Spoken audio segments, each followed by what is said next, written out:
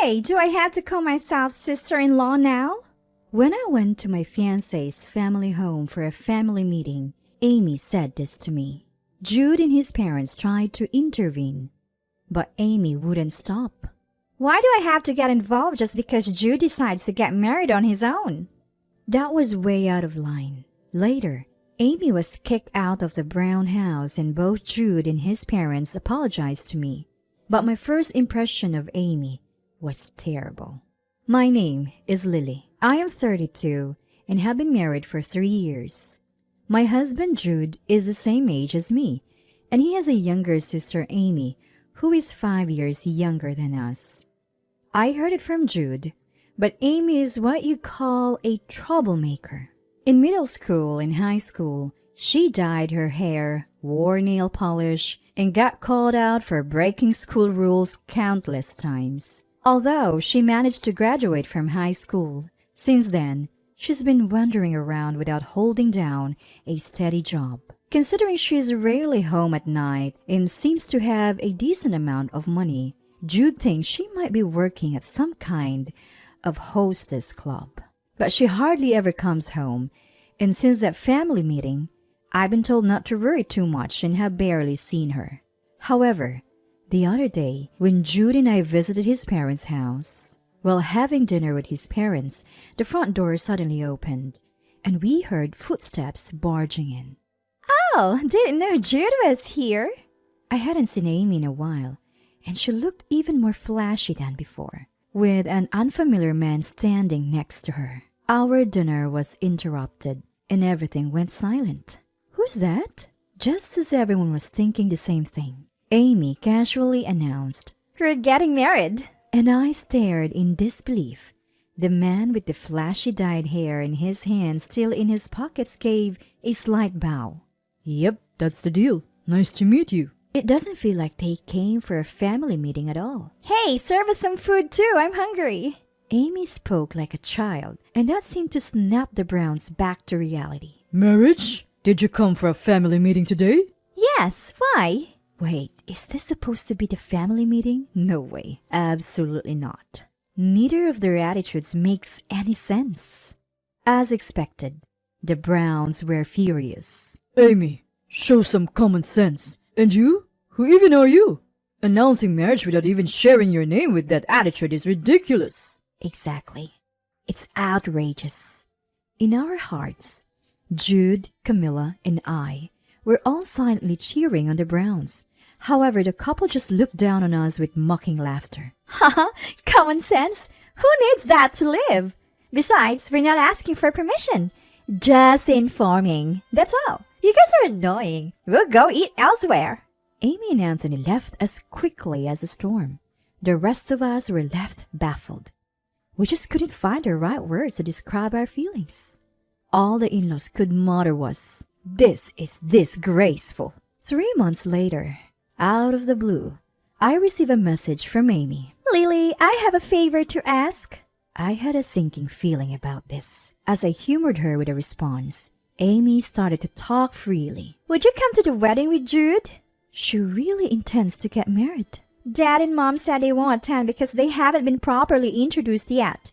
But it would be weird if no one from my side came, right? I can totally understand her parents' feelings. Jude hardly picks up my calls, so I can't discuss it with him. You're the only one I have, Lily. True. Jude has been busy with work lately and probably doesn't have time to answer calls. I don't want to go, but as a woman, I understand the dream of a wedding, and it does seem sad if no family is present. I reluctantly replied, "Only if Jude says he'll come." I hung up after saying that. When Jude came home and I told him about it, he said, I noticed the call, but I've been too busy to answer. So Amy was really serious about getting married? He echoed my sentiments. Later, when Jude tried contacting the Browns, they were still upset about Amy's attitude. They said, "She can marry as she pleases, but we won't attend the wedding." Amy has apparently already moved out and is living with her boyfriend.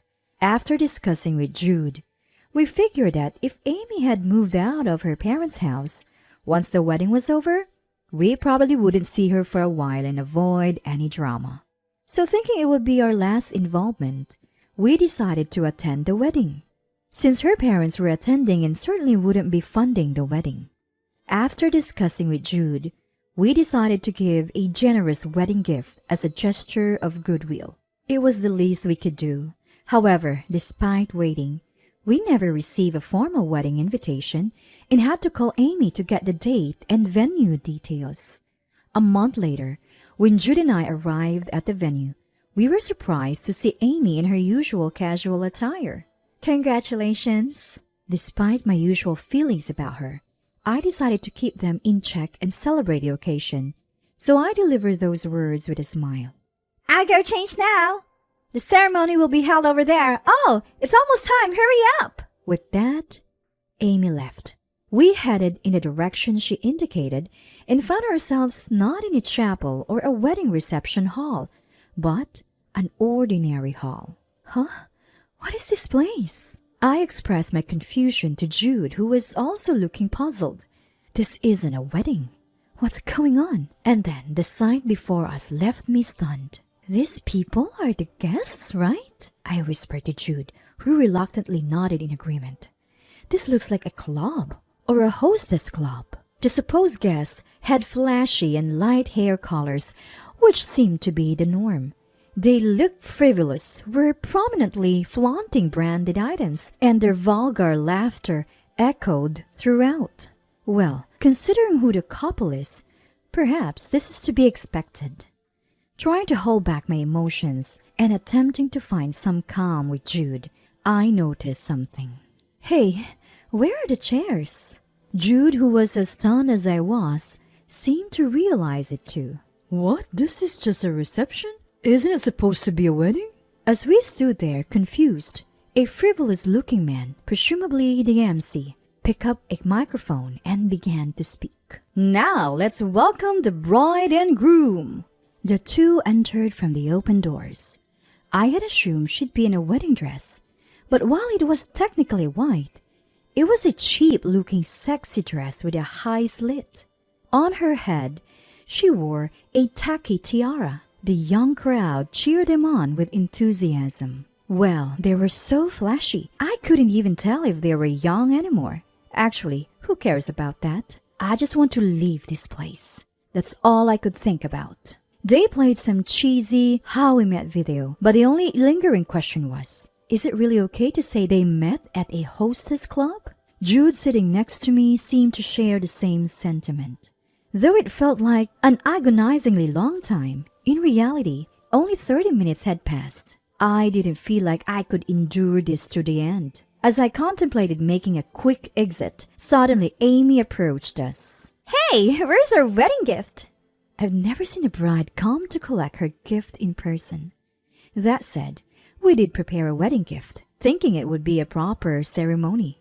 We planned to give it when entering the venue, but no one was at the reception desk, so we missed the opportunity. I thought we could give it later, but I never expected her to ask for it directly.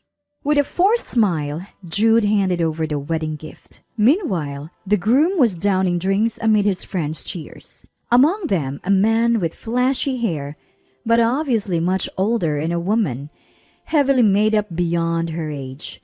Must be the groom's parents. I guess it's a case of like father, like son.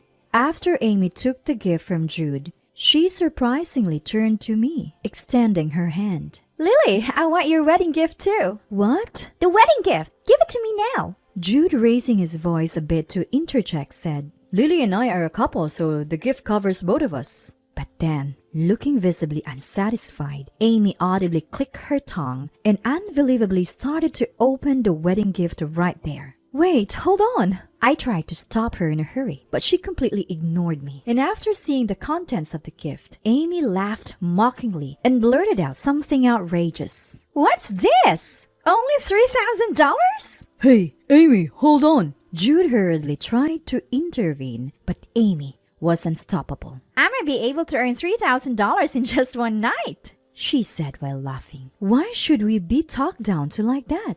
Especially when we gave a gift that was more than the usual rate. At that moment, all my restrained feelings exploded. Listen, Amy, don't you have any gratitude? Do you realize we gave you more than the usual amount? We gave that amount thinking it might help since Brown and Camilla said they wouldn't attend. Then, laughing, Amy responded. Huh? Acting all high and mighty over a mere $3,000? What do you mean by help? It doesn't matter to me if my parents come or not. You're just someone who married Jude, right? Can you stop pretending to be family? The audacity of her words made me laugh past my anger. Haha, right. I'm just someone who married Jude, not really family or anything. Well, this will be the last time, so please forgive me. With that, I snatched the wedding gift from Amy and pulled out half of it, which was $1,500, and stashed it in my purse. I put the remaining $1,500 back into the wedding gift and shoved it into Amy's hands. Hey, what are you doing? Give it back! Seeing Amy's attitude and having no sentiment left for her, I spoke. Amy and I are strangers. I don't give wedding gifts to strangers. So I took back my share. Even though I married Jude, you and I will remain strangers for life. As we were about to leave, Jude grabbed the wedding gift from Amy. My family is Lily, Amy. You're nothing to me. Don't ever come near us, Dad or Mom again. He took my hand and we left the venue. Although Amy seemed to be causing a commotion, the noise in the hall was too loud to make out her words. What in the world was happening? Maybe the so-called wedding was just a ruse to get wedding gifts. When Jude and I went to report the situation to his parents, their expressions were a mix of emotions. Both of you, I'm truly sorry. Thank you. Brown apologized to us. She's our youngest and our only girl. I admit I might have spoiled her a bit too much growing up. I scolded her so much, but nothing ever got through to her. And then she just left our home. Camilla, while apologizing, looked deeply regretful. But she probably won't come back here, and I've told her to keep her distance. So, Dad, Mom, you can finally let go and find some peace. Hearing Jude's words, his parents nodded with a complex expression. I thought that was the end of the Amy chapter, but it wasn't meant to be. A few days later, Amy showed up at our door. Hey, how can you just leave without paying your share? I even took the trouble to come all the way here, so you should pay double and give back the wedding gift too. Jude and I exchanged a look and sighed. Normally, if you give a wedding gift, you don't have to pay an attendance fee. On the other hand, if there's an attendance fee, no wedding gift is expected. That's common sense, but according to you, the wedding gift is like a tip and the attendance fee covers the venue and meal costs, so pay both. We're not giving any more wedding gifts. Frankly, we don't feel like celebrating anymore. Hearing Jude's words, Amy puffed up her cheeks in anger. Why? I'm your sister and I got married. How can you not give a wedding gift? That's just terrible. Her words flitting between us made me furious. Sister? I am your sister? After telling us not to pretend to be family, you come back later demanding a wedding gift? What are you thinking? We heard it was a wedding, so we attended out of kindness. But what was the reception? There wasn't even proper food. How much were you hoping to charge for that? The wedding gift is mine. Give it to me. And the party costs money too, so $200 per person. Pay up now. $200? For that tiny party? That's basically a scam. What are you talking about? There was plenty of alcohol, right? Plus the dress and flowers cost money. Hearing that, I couldn't help but laugh. So mostly for alcohol, huh? The food was minimal and everything looked so cheap. By flowers, you mean the decoration at the venue? Or just the ones at the table where you sat? Because there weren't flowers on every table. Plus, there weren't nearly enough tables. If that's what you call spending money, then it's really a scam. I poured out all the frustrations I felt that day. And about the dress, it looked like something cheap you'd pick up anywhere. Even the guests had better dresses. Amy probably hit right on the mark, said less, and glared at me. Normally, weddings and receptions aren't for making money. It's about gratitude and hospitality, right? It's clear as day you two tried to cut costs, charge a high attendance fee, and pocket the difference. We also spent money and time preparing, not to mention the transportation cost. Honestly, I feel like you owe us. Jude, not finding an opportunity to speak, just nodded in agreement beside me. Amy kept glaring at me the whole time. I had one last thing to say. I don't have a single dime to give to someone who's not even family like you, Amy. You said you could make $3,000 in one night, right? Then why not just hold a free wedding? With a wedding as cheap as that? You should be thanking each guest, maybe even handing out $1,000 each for showing up. Just stay out of our lives, I said with a laugh. Amy, either too stunned to respond or simply furious, glared at me and stormed off. Turns out, Amy and her husband had racked up significant debts from buying luxury brands and cars, and it seems they were trying to cover some of it with the wedding gifts and attendance fees. They even went to Jude's parents' house to demand for gifts and were rightly scolded. Jude's parents were livid. They told us if Amy ever showed up again causing trouble, we could call the police. Thankfully, we've had no contact from Amy since then, which has been a relief.